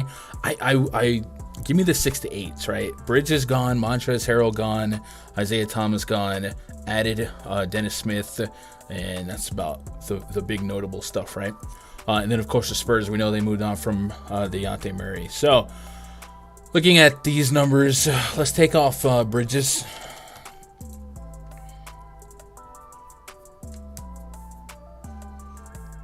Henny and a Pop-Tart. Think Markkanen? Man, Markkanen was balling out this summer, huh? So Rozier, 26% usage rate. Same with Oubre. Assist rate was 26% on Rozier. So Rozier's going to be your de facto point guard. And then points per minute from a FanDuel and DK perspective. PJ Washington, Rozier, and Oubre all over a point per minute. So all those guys should be considered. I think Terry Rozier's the likeliest slate breaker guy with 50-plus fantasy point potential. And then as far as being the best points per dollar play, I think Kelly Oubre looks like somebody that could fit that profile. So guys that quickly make the player pool. Then on the Spurs side, Trey Jones, Devin Vassell, Keldon Johnson. I mean, this is an egregious start for pricing from the DraftKings side. Just wow, right? Trey Jones specifically last year when he had the opportunity. So let's go Trey Jones DKP by game log let's go with 30 minutes last. I believe we have to put a blanket over it. I trust Pop like I trust my ex. So look at this. The last 1, 2, 3, 4, 5, 6, 7, 8, 9, 10 games that Trey Jones has logged 30 minutes or better. I mean, this is just nuts. 25.8 was your floor. 46 was your ceiling. I mean, that's hard to get away from against the Charlotte Hornets, one of the worst defenses in basketball the last 2 years. 4,200. Is it all or nothing, right? If you want some leverage, how much of it do you want? I mean, that is hard to get away from. I'm getting almost a 40 fantasy point projection on both sites. I guess Trey Jones specifically, I bite the bullet and I go crazy with it. So I'll probably want to be at least double the field. And last look, he was like projecting at like 30%. So you can see me in the streets with 60+%. I just think it's too good. So let's put him as a core value. By the way, if you guys want my spreadsheet, my projections, thoughts, stuff like that, it is behind the paywall at rundfs.com. Click VIP memberships. We've got a deal for those of you that want to lock into the NBA season or the year pass for next year. You can early bird it now. Use the coupon code NICE, N-I-C-E, and you'll get, I believe it's $30 off, right? Because it goes to $369. And all of our passes come with a credit voucher towards Fantasy Crunchers. So nice little combo there. But yeah, once you do that, you'll be able to click VIP portal. There'll be a link to the spreadsheets and a link to the rundfs.com VIP Discord. And then after this stream, I'll be hanging out right here in the voice chat up until lock, just shooting the breeze, getting caught up, and working on my player pool. So good little way to support the stream, support the site, get something in return, and get to hang out with us. But yeah, Trey Jones too good to pass up. You know what I mean? Let's get caught up on chat. I don't know if I want to get caught up on chat. Steve says if you really want to go contrarian, you can take a shot on Primo or Richardson. I think that's a fair thought. I guess the question is, it was Devin Vassell, Trey Jones, Keldon Johnson were the three highest owned. Like, which one of those three is most likely to fail at that ownership? Is it? I think Trey Jones is not the guy. Is it Devin Vassell? I mean, we could just look at the same query, right? By the way, wheels up, man. I appreciate that follow. Devin Vassell, pretty good history there, but at his price point, he's not quite 40. He's 4,600.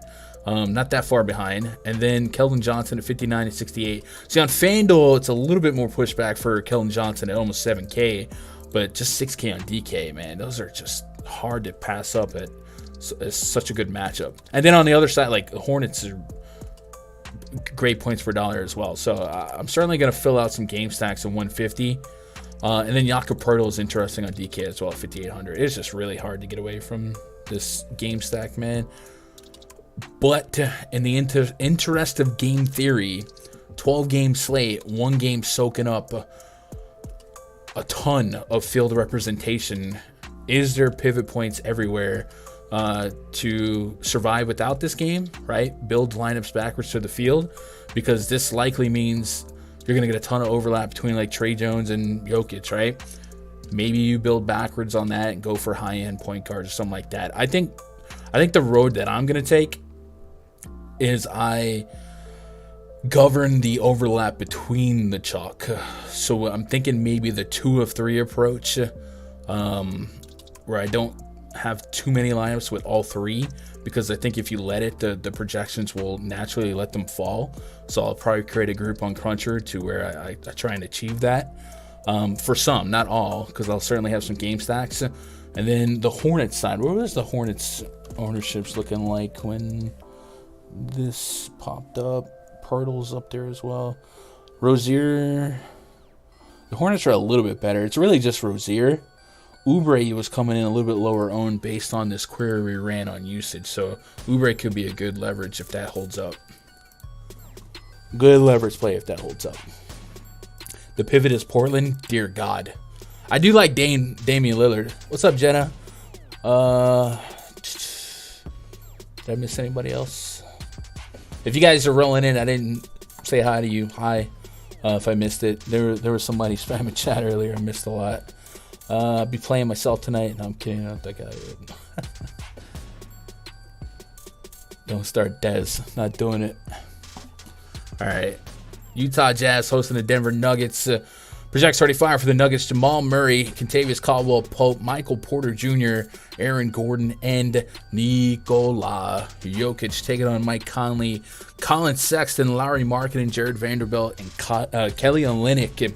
So with Utah, definitely one of the teams that we have to really throw everything we know about Utah out the window, right? A whole new team without Mitchell, without Rudy Gobert, and then you add in a different unit here. So I guess perhaps the pace might increase, but certainly the defensive efficiency would decrease dramatically, which creates a positive spot for a guy like Jokic. I will say Jokic last year was carrying a bunch of who's that. Going into this season, having an MPJ and Jamal Murray, maybe his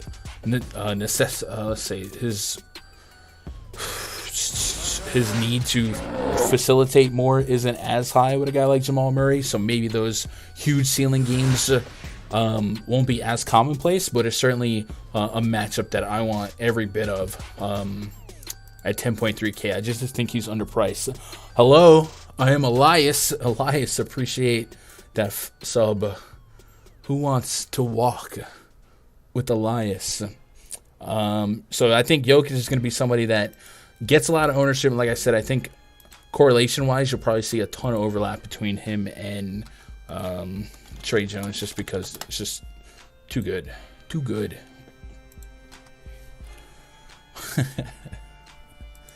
Gunn has the most lit chat in DFS. Man, I appreciate all you guys. You don't understand. I really do. Do I accept this trade? Giddey and Mobley to receive Gobert. That's a category league. Man, I don't think I would, because I like the floors on Giddey and Mobley. But I don't think you're getting fleeced if you did. But I just think Gobert's probably not going to contribute a ton on the offensive categories, where I think Mobley will have a couple nights where he does, and Josh Giddey as well. So I probably wouldn't, but I don't think you're getting fleeced. You think Jamal Murray gets full run today? I would assume that they're going to be a little bit trepidatious with him. Let me see, Jamal Murray. He had a Q tag on him too earlier. Left hamstring soreness, participated in most of Sunday's practice, and quote, should be good to go. Murray was held out of Denver's last 2 preseason games due to hamstring issues. Coach Mike Malone said Sunday that the starting point guard should be good to go. It's possible he'll be under a minutes restriction. If that's the case, backup point is Smith. So I am projecting it as if he's not going to be full bore, and I just think that would be irresponsible for him to come out the gate massive minutes anyway. So I guess the short answer is no. I probably won't be too invested in Nuggets outside of Jokic. I think there's a world where MPJ has solid games at this price point, so I wouldn't push back too much there. But it's going to be volatile day to day. Same with Gordon. The Utah Jazz side with Colin Sexton, Lauri Markkanen, and even Kelly Olynyk, all those guys, you could paint a picture in a vacuum where they outperform their price point exponentially. The biggest discrepancy, or the biggest value that I'm seeing here is Colin Sexton. And I think that's worth taking a look at the preseason production. But Sexton and Lauri Markkanen definitely had, or especially Markkanen, an incredible summer. If you're building one lineup on FanDuel, who's your locks? Man.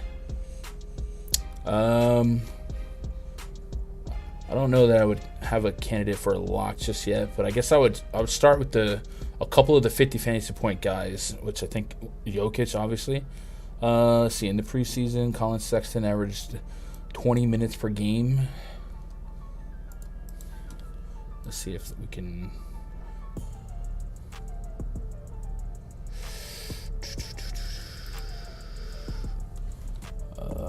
Colin Sexton preseason.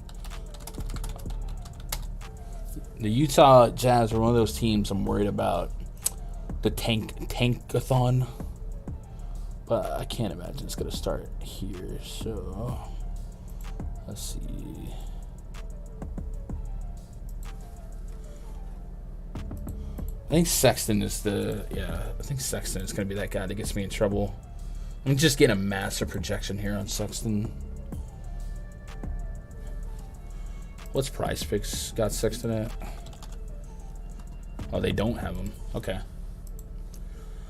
Sexton, Markkanen, and Olynyk, I think all have price points that I'm going to get over the field at just because I think they can outproduce. I just am worried about more of a low ceiling for minute projections. Sexton was the one guy that broke through for me. Mavericks at the Suns. Project starting 5 for the Mavericks. Luka Doncic, M the Great. Appreciate that sub, man. Welcome to the channel. Spencer Dinwiddie. Dude, I haven't been tracking subs today, but we should blow by 8K really soon. Luka Doncic, Spencer Dinwiddie, Reggie Bullock, Dorian Finney-Smith, Javal McGee up against Chris Paul, Devin Booker, Mikal Bridges, Cameron Johnson, and DeAndre Ayton. We got a 218 total, 4.5 point spread in favor of the Phoenix Suns. Spencer Dinwiddie, they said a couple weeks ago that he was going to be the sixth man, and that would potentially mean or suggest that Tim Hardaway Jr. would be the starter. But I'm seeing a lot of places project Dinwiddie starting, and we saw him starting the preseason, so it might be something that comes to fruition when Neil Aquina or Davis Bertans gets back. But just keep an eye on that. Maybe Dinwiddie doesn't start. Javal McGee, I'm not super enthralled with him at 5K because it's hard to plant massive minutes as an expectation here. And then Luka being such a usage guy, I'm probably not going to be on much of the Mavericks here. Christian Wood at almost 7K off the bench is a hard pill to swallow. So I think outside of Luka in a tough matchup, I'm not going to be that interested in the Mavericks. On the Suns side, Chris Paul, Devin Booker, the two most intriguing options, but Paul's one of those guys that I don't expect to get crazy run this early in the season. So it's going to come down to Devin Booker, maybe some DeAndre Ayton. 6,200 on Ayton's an interesting price point. I'm getting a really nice projection off of that. So he's just another guy in the blender of really good centers, points per dollar that just project really well, right? I think his price should be better than that. But this is one of those games I'm not too enthralled with. It should be slower in pace and maybe grindier, grittier on defense. Making up some time. Okay, we made it to the last game. All right. Wow, we actually did better. I thought I was struggling there. So I guess before this, we'll do another pause for the cause. Remind you guys that we are brought to you by PrizePicks.com. We are hunting for these props to attack tonight. If you're in the free Discord, I'm going to post a list of props that I'm going after tonight. If you are a channel member, there's a join button below. I think it's $5 a month. Show a little love to the channel. We have a members only section in the Discord, and I'll make sure to post my favorite PrizePicks and Underdog plays there every day. Other than Sunday and sometimes on like a 2-game slate, I won't hit. But shout out to PrizePicks, man. They're a great partner. And if you're not over there, if you sign up using code GUNDACKER, they will double your first deposit up to $100. Capiche. How many points do you think we'll need tonight? I think to bank, it'll likely be a 400-point type of night, right? Go let me know what you think. Lillard, Morant, Booker, Brunson, Bogdanovich, Hunter, Duarte, Clark, and Sabonis. I don't see anybody that I would vehemently disagree with. It is, I think you're building backwards, which is not a bad thing, right? Going away from the Jokic start build. I think that's a unique way to push back, and I don't see a lot of the Spurs chalk, right? Joker usually starts the season off at his floors. I think that's something you could think about for a lot of these studs that might be overpriced. But I think Jokic is a 12K player, and we're getting him at 10K, so it could almost offset. You know what I mean? But also, I think Jamal Murray, Michael Porter Jr. aren't Monte Morris, and Will Barton in the middle of last season just wasn't a thing, right? All right, let's get this last game knocked out, and then I'll let you guys get out of here. I'll hang around for a little bit, but I know a lot of you guys want to catch the deeper dive. I think they crank up in like 5 minutes. So Blazers at the Kings. Project starting 5 for the Blazers. Damian Lillard, Anthony Simons, Josh Hart, Jeremy Grant, Yusef Nurkic taking on De'Aaron Fox. Kevin Huerter, who will play today, fellow Yankee fan, Harrison Barnes, KZ Okpala, Domantas Sabonis. We got 229 total, 2.5 point spread for the home team Sacramento Kings.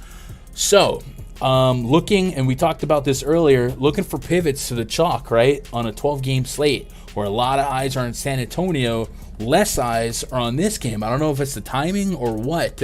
Obviously, I would concede that the pricing isn't as broken as the San Antonio game, but there's certainly upside here, and there's shootout potential here. Notably, Sabonis was getting in the teens in ownership, and Damian Lillard was somebody, I put him on the cover. He was getting virtually no ownership, and I think that's what I like to see, a guy that I trust to just be a usage hog at 8,200 on FanDuel. You're going to get me in trouble, bro. Against Sacramento, yes.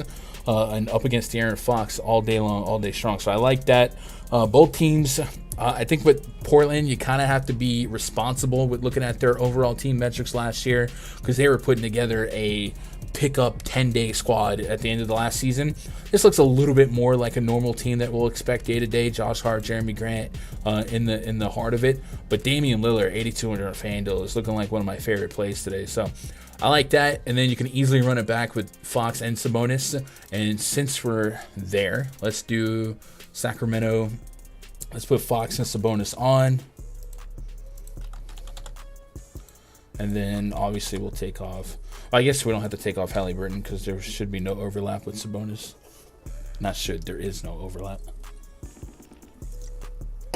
Sabonis about to go nuts. Hey man, run Dame at Sabonis. I'm here for it. Last season, Fox over a fantasy point per minute in this split. Wait, why is Halliburton here? Jeremy Grant. Oh, it begins. Yeah, over a fantasy point per minute for both Fox and Sabonis, and usage rates are really high. 29% on Fox, 24.6% on Sabonis. The assist rate really high on both, so they gel well together, right? It's not like one guy needs the other, and it's positive correlation, especially if they're setting each other up for those assists on the pick and roll. So I like that quite a bit, and I'm not too scared of Herter, Barnes, Okpala, taking over the game. So I like that combo a lot. And then, obviously, I really like Damian Lillard. And then Yusuf Nurkic at 6,300 on DraftKings. That's going to project extremely well. 6x return. So I think DraftKings center position is really, really good. So if Bruno Fernando comes out as a starter with an hour to lock or whatever, I don't think I'm going to budge off of what I'm on. Like, I understand the points per dollar is going to be massive for Bruno. But if Bruno started and still played 18 minutes... I can do it. And like I say, even if he dropped 25, I'm fine with holding my ground on where I'm at on guys that I believe could lap him or just be more solid plays. So like this slate, like this game, and it looks like a really solid pivot to the chalkier San Antonio and Charlotte game. Right. So that's the slate. So if you guys want to get out of here, the deeper dive is cranking up. I'm going to hang out for a couple minutes here. I will be in the pre-lock Discord voice chat in about 15 minutes. If you guys want to get in that, go to rundfs.com, click yourself or get yourself a VIP membership. And then when you do, whatever you want, click VIP portal. There'll be a link to the Discord and the spreadsheet. But if you guys got questions, comments, concerns that are hanging out, I'll try and knock those out here, and I will try to be out of here within 10 minutes if we're cool with that, right? Right? Cool. If you are getting out of here, just do me one favor on the way out. Hit that thumbs up and double check to see if you are subscribed. And I will love you forever. And we'll be back. Actually, I don't know if we'll be back tomorrow. I did mention earlier I'm going to be doing a stream on the Stochastic channel tomorrow with Terry for the No House Advantage. There's only 2 games slate tomorrow, so there's probably no live content tomorrow. But we will be back Friday live in the afternoon. And Raj made an appearance in chat and said he would be on that stream. And then maybe we'll do something Saturday, but don't quote me. And then Sunday, likely no. But we'll see. But man, do I appreciate you guys coming out strong. All right, let's get caught up on questions here.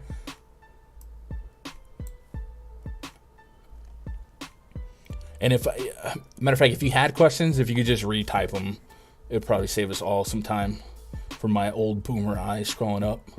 What up, Jermaine Sharp? Hope you're doing all right. What up, Paul? ID, Hip Hop Studies, Kryptonian, Darius Garland and Fred VanVleet, or Devin Vassell and Jokic?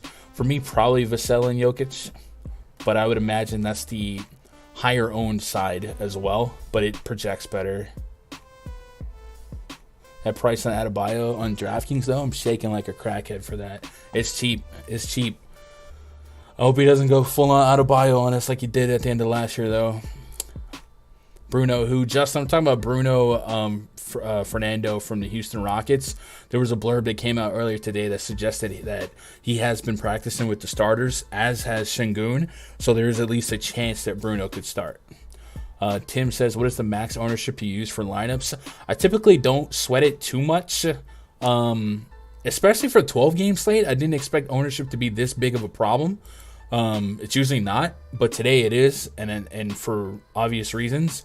But I usually just care more about the projection, and I'll make more like isolated ownership stands. Like if somebody's, like last night, Draymond Green at one point was projected for like 45%. I was like, I'll just sit that one out. So I'll give back a couple players, but I usually don't set a cap on ownership in my Cruncher lineups. But it's not a bad thing if you do. We all have different ways to use Cruncher, right? Top fade of the slate. Top fade of the slate. Is that a DraftKings or FanDuel question? Looking at DraftKings projected ownership. Who is the high bust potential with crazy ownership? Not really seeing anything egregious. Other than the San Antonio-Charlotte game. I mean, it is a 12-game slate, so the ownership is just coagulated on a few guys here. I mean, literally 4 of the 5 projected starters in San Antonio Spurs lineup is a quarter owned or greater. So I would probably say pick one of those guys that you like the least.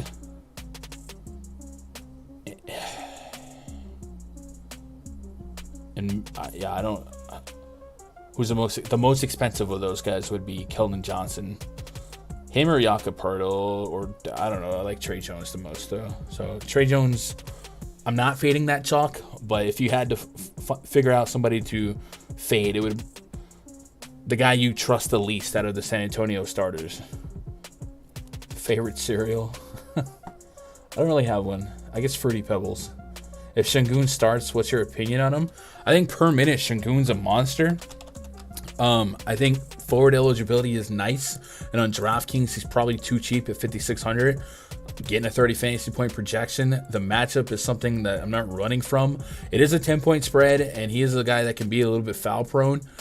So it does come with volatility, but I would say as long as his ownership remained low, like in the low teens or lower, and I don't know that it will.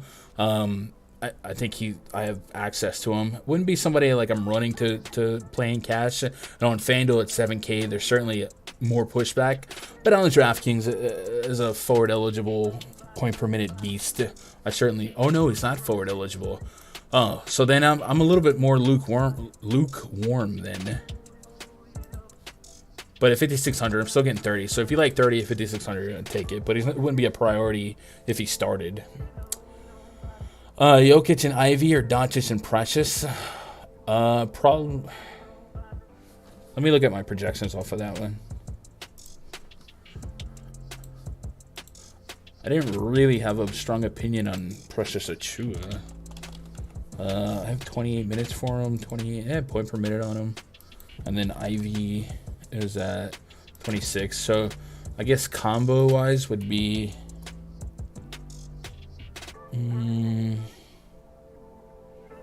I lost the question. There it is. Jokic and Ivy or Doncic and Precious. I want to say for tournaments, Doncic and Precious is going to come out lower owned. Yeah, Jokic is at... Doncic is coming in like 5 to 6% lower than Jokic, so probably the Doncic side just for tournaments, but...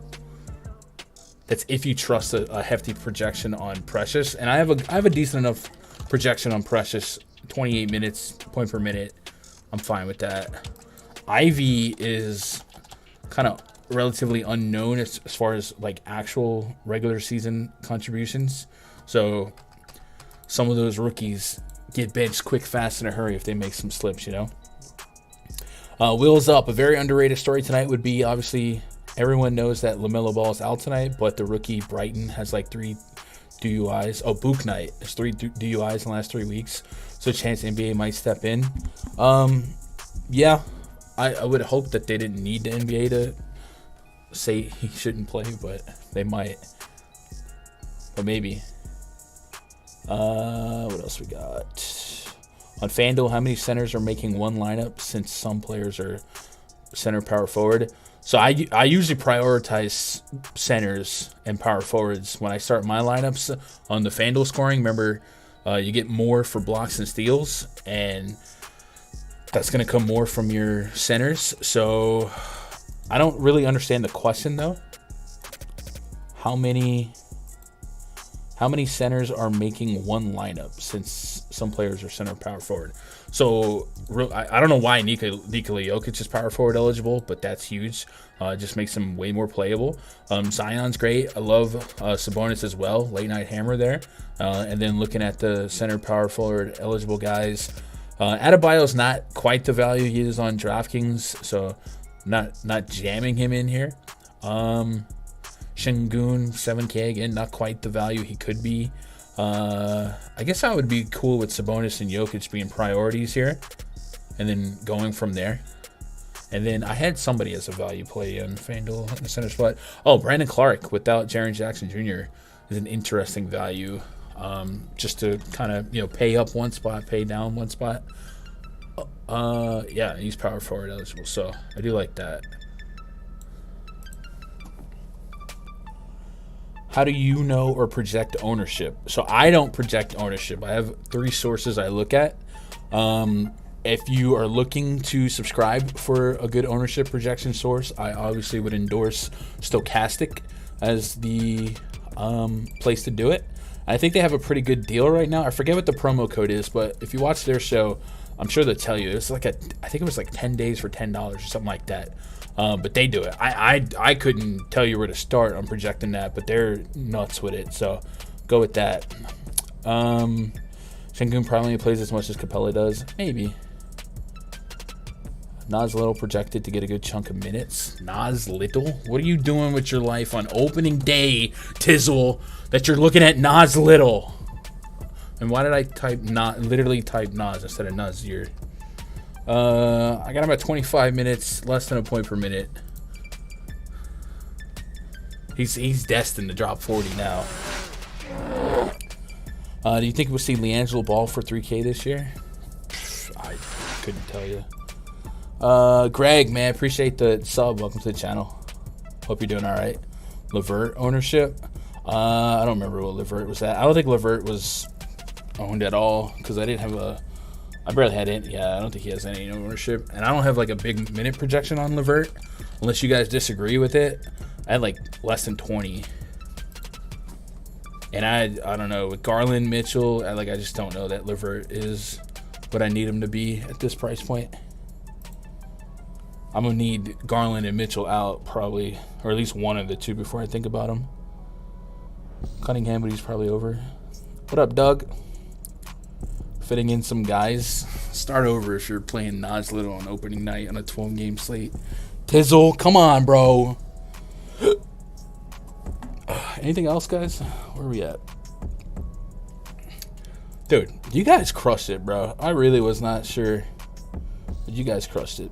I appreciate it. Hey, make sure you're in the free Discord no matter what, right? Yeah, there's the premium Discord. We have the free Discord.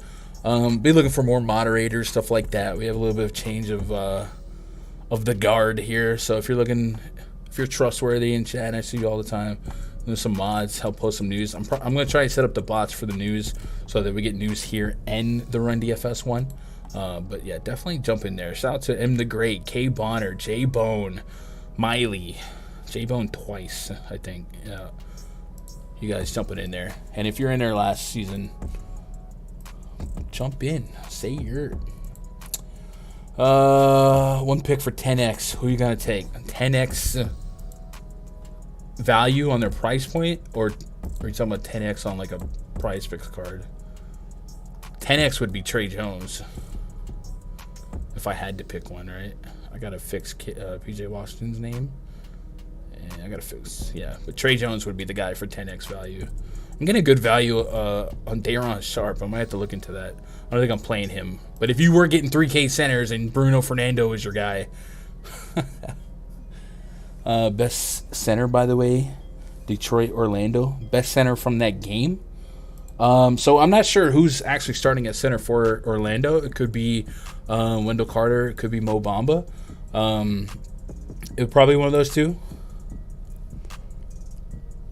So the one that starts, if they both start, I guess Wendell Carter. Even if Carter and Bamba both started, there's a good chance Carter plays 5 to 6 more minutes than Bamba. So yeah, I love Bam tonight to you. Yeah, I think on DraftKings Bam Adebayo is too cheap. All right, boys and girls, I got to get into RunDFS.com VIP voice chat, man. I definitely appreciate you guys hanging out with me on opening night. I'll be back Friday, 3 p.m. Eastern, 2 p.m. Central with another live stream. And then hopefully we get some more prop content coming up, man. But I cannot thank you guys enough for the comeback, being strong, man. Hey, tell somebody out there you love them. I love you. Good luck. God bless. And go win some money.